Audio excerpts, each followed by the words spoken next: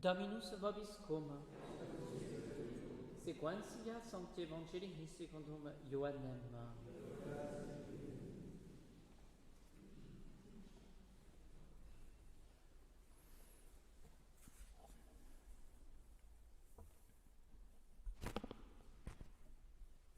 En ce temps-là, les chefs des prêtres et les pharisiens envoyèrent des gardes pour arrêter Jésus. Jésus dit alors, « Pendant un peu de temps, je suis encore avec vous, puis je m'en irai vers celui qui m'a envoyé. Vous me chercherez et vous ne me trouverez pas. Là où je suis, moi, vous ne pouvez pas venir. » Les Juifs se dirent alors entre eux, « Où doit-il donc aller pour que nous ne le trouvions pas ? Va-t-il rejoindre ceux qui sont dispersés dans les nations païennes et va-t-il instruire les païens ? Qu'a-t-il voulu dire par ces mots ? Vous me chercherez et vous ne me trouverez pas. Là où je suis, moi, vous ne pouvez pas venir. » Le dernier jour de la fête, le grand jour, Jésus debout s'écria, « Si quelqu'un a soif, qu'il vienne à moi et qu'il boive, celui qui croit en moi. Selon le mot de l'Écriture, de son sein couleront des fleuves d'eau vive. » Il parlait de l'Esprit que devaient recevoir ceux qui croiraient en lui.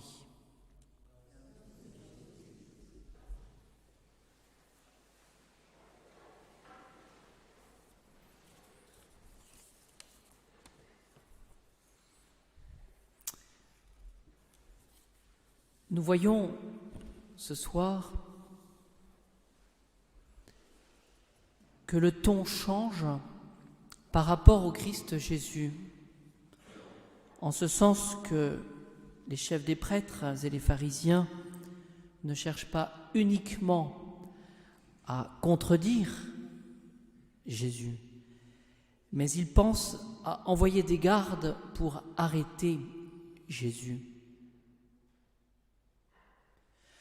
Alors, ce que nous voyons, c'est que ce qui précède de ce chapitre 7, c'est qu'il s'agissait juste auparavant de la fête des tabernacles, où Jésus monte au temple. C'est-à-dire que Jésus ne se cache pas, il va au temple pour enseigner. Et cet enseignement qu'il donne, il le donne de par son autorité, celle qu'il a reçue de Dieu le Père, et c'est ce qui suscite l'étonnement de ceux qui l'entourent. Les Juifs s'étonnent, vous voyez au verset 15, donc c'est avant l'évangile qu'on a aujourd'hui, disant « Comment celui-ci connaît-il les Écritures, n'ayant point étudié ?» Voilà. C'est-à-dire qu'on s'étonne finalement de la science qu'il a, cette science qu'on reconnaît en lui, donc on ne nie pas qu'il puisse apporter des éclaircissements sur les Écritures, mais on se pose la question de son origine. Et la réponse de Jésus, au verset 16e, « Mon enseignement n'est pas de moi, mais de celui qui m'a envoyé. » Donc, ce que nous pouvons dire ce soir, c'est que la problématique, finalement, la pierre d'achoppement pour les chefs des prêtres et les pharisiens, ça n'est pas tant l'enseignement que peut donner Jésus, quoi qu'on puisse s'étonner de l'origine de cette science qu'il a, mais c'est bien la nature, c'est-à-dire de ce qu'est Jésus. Qui est Jésus ? Voilà. Est-ce un homme extraordinaire ? Est-il le Fils de Dieu ? Et Jésus, lui, n'ignore pas ce qui se trouve à son sujet, c'est-à-dire qu'il sait, Jésus, que c'est une pierre d'achoppement. C'est ce qu'il lui fait dire, pendant un peu de temps, je suis encore avec vous, puis je m'en irai vers celui qui m'a envoyé. C'est-à-dire qu'en disant cela, finalement, il éclaire, il donne la réponse à ceux qui se posent la question sur l'origine de sa doctrine. Et donc finalement, c'est ce que nous voyons dans la personne du Christ. Finalement, comment doit-on réagir ? Comment doit-on recevoir son enseignement ? Alors nous pouvons transposer tout de suite pour nous.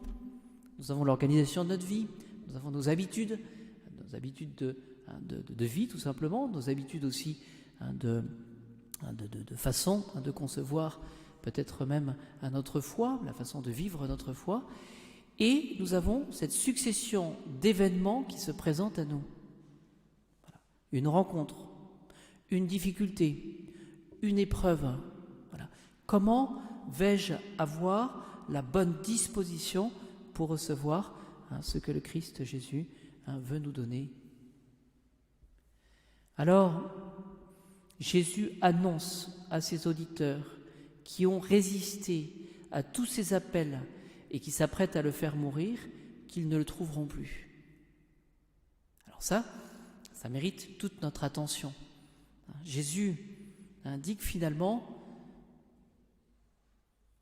il arrivera un moment où, à cause de l'endurcissement du cœur, c'est-à-dire finalement cette incapacité à recevoir ce que la providence permet, eh bien Jésus s'en ira, et c'est ce que Jésus dit, c'est que finalement vous mourrez de vos péchés. C'est-à-dire que finalement la leçon qu'on peut retenir ce soir par rapport à cette réception de la personne du Christ comme Fils de Dieu avec un message à nous donner, c'est qu'il existe un temps où la grâce passe et qu'il faut la saisir, cette grâce, au moment où elle passe. Je m'explique.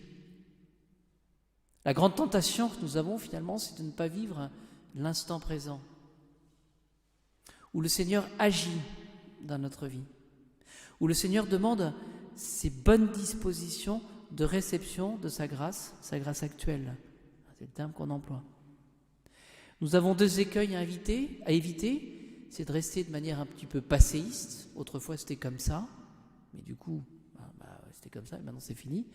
Et puis, trop anticiper sur aussi l'avenir. C'est-à-dire que le Seigneur finalement nous donne sa grâce pour vivre l'instant présent, pour atteindre notre perfection et pour pouvoir le servir et l'aimer. Il faut vivre avec la grâce du moment. Et c'est comme ça que nous pouvons comprendre ces paroles. Pendant un peu de temps, je suis encore avec vous, c'est-à-dire je vous donne ma grâce, je vous donne cet exemple, puis je m'en irai vers celui qui m'a envoyé, vous me chercherez et vous ne me trouverez pas, là où je suis moi, vous ne pourrez pas venir. Donc essayons vraiment de demander au Seigneur cette correspondance à la grâce. Voilà. Et de manière tout à fait concrète, pendant cette messe, de faire ce que l'Église recommande de faire chaque soir, un petit examen de conscience, mais qui consiste en quelques secondes finalement à s'interroger sur cette correspondance à la grâce. Voilà. J'avais un tel acte peut-être de charité qui m'a été proposé dans ces circonstances, est-ce que j'y ai répondu? Voilà. Est-ce que finalement j'avais telle tentation de manquer à tel ou tel devoir? Est-ce que finalement, est-ce que j'ai résisté à cette tentation? Est-ce que j'ai bien accompli tel devoir d'État? Voilà. Et c'est ainsi finalement que nous pourrons être heureux et puis surtout suivre à notre Seigneur Jésus-Christ et correspondre justement à cet esprit. Si quelqu'un a soif, dit Jésus, qu'il vienne à moi, qu'il boive, celui qui croit en moi. C'est-à-dire que finalement, ce que le Seigneur nous demande, c'est de poser un acte de foi sur ce qui nous est proposé aujourd'hui et de faire confiance et de nous abandonner. C'est difficile. Mais c'est la condition justement pour pouvoir suivre le Christ Jésus.